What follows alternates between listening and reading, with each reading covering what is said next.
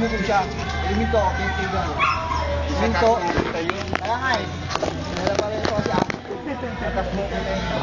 Kanino? Kabatak. Doon yun sa may di ba yung tangke? Doon ko lang siya, kasama ko sila talaga eh. Ano yun? Sa gabi lang pumunta rito yun. Pa-investigador Mamayang gabi kaya? Lintik yan eh. Pa-investigador natin yan, lintik yan. Kasama ko lang si May. Bangis ka yan dito. Picture mo, pakulo na. Bakit binanatan ka nun? Bigla ko atras sa akin yung kanuhan. Ayaw mo magpakita ng mukha ah. Nasaan trip ko? Bangag.